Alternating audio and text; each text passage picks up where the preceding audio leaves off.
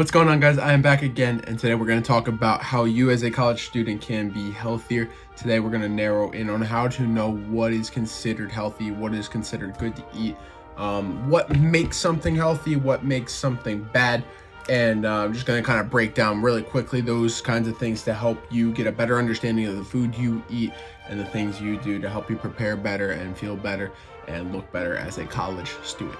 Getting right into this, I'm just going to talk about the things that are considered healthy.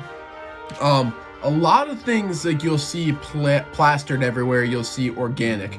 You'll see these like organic things are plastered everywhere, and people buy those because they think that's what makes them healthy. They think organic things are just naturally healthier and naturally give more benefits. And while this organic things do have some natural benefits, they aren't entirely just flat out better for you just because they are organic. Organic really just means grown without GMOs, grown very naturally, which it's not a bad thing necessarily, but you're gonna waste a lot of money if you only buy organic things.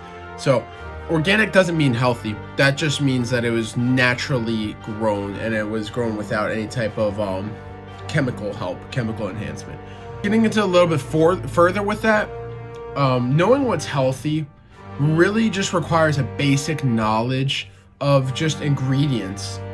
So obviously, you know, trans fats are pretty widely condemned across America because of the things they have in their food. Trans fats, you know, they're linked to higher obesity rates. There's a lot of higher fat foods that aren't good for you. It really comes down to just reading labels and stuff like that. Getting to learn the back of labels, like the nutrition labels on the backs of foods and drinks and stuff like that, will be your friend in losing weight and being healthier. I can speak from experience, knowing that I read practically every label on everything I would eat. I would avoid certain things like trans fats. I would avoid certain things that were really high in calories. I would just avoid stuff that's easy to eat. You know, a large sugar content isn't going to be great for you. You just want to look at these things and just take it with a grain of salt. Obviously, you can have some sugary stuff, just in moderation.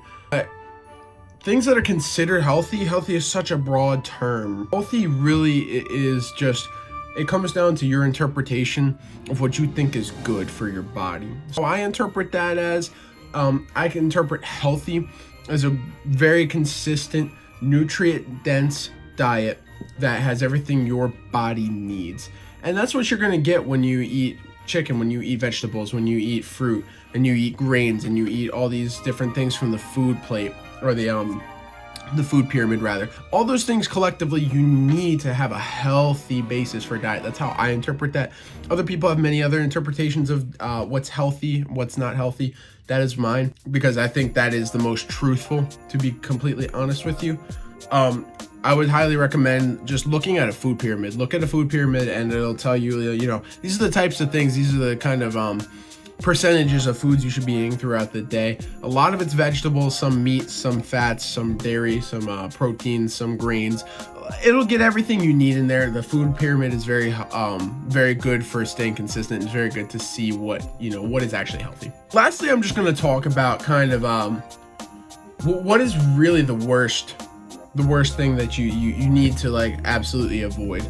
I think a lot of things have to do with what you see with your eyes, and then that's going to translate to what you want. You know, soda is so mainstream, just thrown in your face. All these drinks, these special drinks, Monster Energy, sugary McDonald's iced teas, lemonades, you fill in the blank.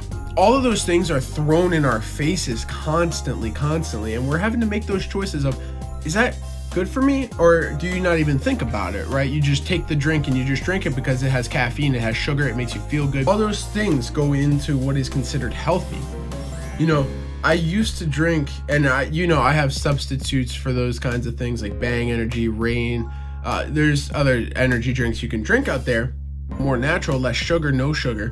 But at the bottom, at the end of the day, those things still in turn aren't going to be great for me. Even with the no calories, you're still feeding your body a lot of chemicals. You're still feeding your body, and while it's not necessarily horrible for you, being healthy, just you need a consistency in your diet.